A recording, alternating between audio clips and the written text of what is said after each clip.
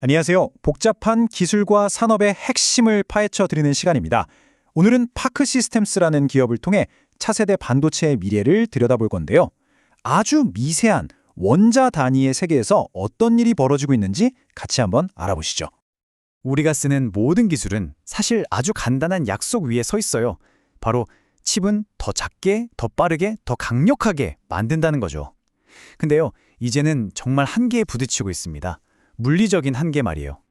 자, 여기서 중요한 포인트가 나옵니다. 이제는 반도체를 더 작게 만드는 것보다 그렇게 작게 만든 걸 제대로 검사하는 게 훨씬 더 어려운 문제가 됐다는 거예요. 바로 이 검사의 영역에서 새로운 기회가 생겨나고 있습니다. 첫 번째, 바로 한계에 도전하는 경쟁입니다.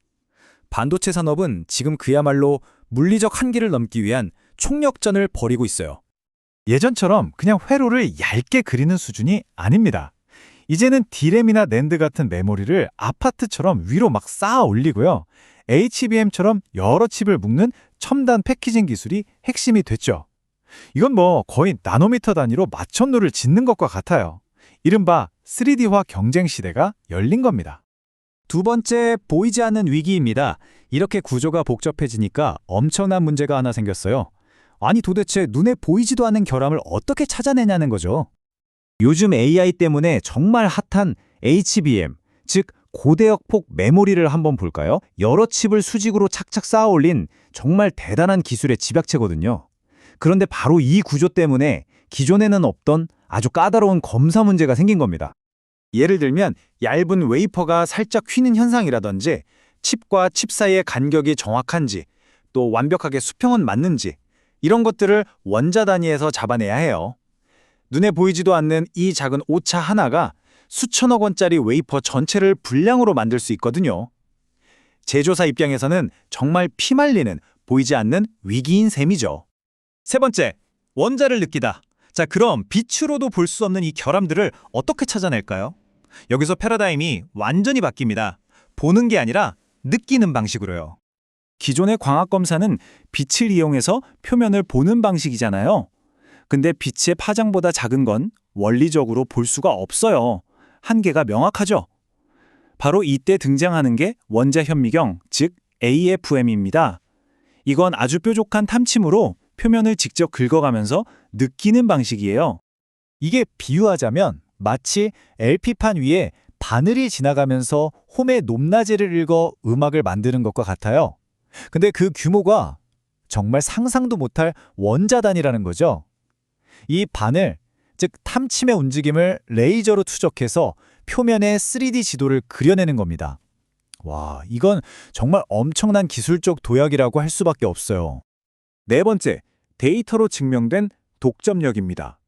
바로 이 놀라운 AFM 기술을 산업용, 특히 까다롭기로 유명한 반도체 공정에 맞게 상용화해서 시장을 장악한 회사가 바로 파크 시스템스입니다. 증권사 리포트를 보면 아주 재미있는 표현이 있어요. 업황과 무관하게 성장한다. 보통 반도체 장비 회사는 업황 사이클을 많이 타잖아요?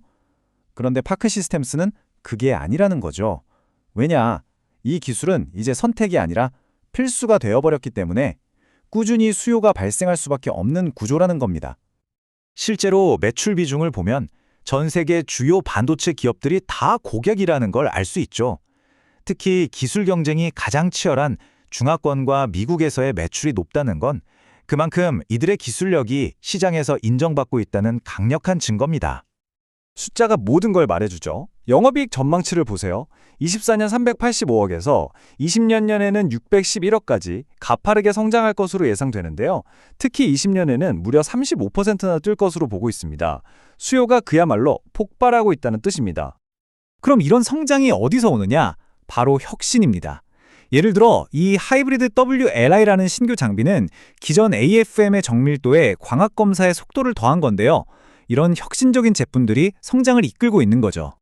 특히 AI 칩 패키징에 쓰이는 NXTS 같은 최신 장비들은 기술력이 높은 만큼 가격도 훨씬 비쌉니다.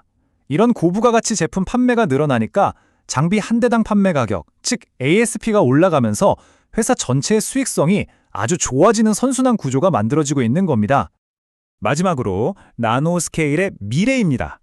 자, 그럼 이 모든 것들이 우리에게 어떤 의미를 가지는지, 앞으로 뭘 지켜봐야 할지 정리해 보겠습니다.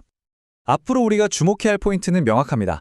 글로벌 반도체 대기업들로부터 대규모 수주 소식이 들려오는지, 그리고 장비의 평균 판매 단가, 즉 ASP가 계속 올라가는지 봐야 하고요. 물론 이런 신제품들이 시장에서 계속 좋은 반응을 얻는지, 또 미래를 위한 R&D 투자를 꾸준히 하는지도 중요한 관점 포인트가 될 겁니다. 오늘 내용 딱 한 문장으로 정리해 드릴게요. 반도체가 더 작아지고 HBM처럼 복잡해지는 한 파크 시스템스의 독점적인 AFM 기술은 계속해서 필요할 수밖에 없다. 이 구조적 성장성, 이게 바로 핵심입니다. 자, 오늘 분석은 여기까지입니다. 물론 오늘 드린 말씀은 특정 종목을 추천하는 투자 권유가 아니라 산업을 이해하는 데 도움이 되는 정보를 제공하기 위함이라는 점 꼭 기억해 주세요. 결국 기술은 계속해서 새로운 물리적 장벽에 부딪힐 겁니다. 그리고 그 장벽을 넘을 수 있는 도구를 만드는 기업이 새로운 승자가 되겠죠.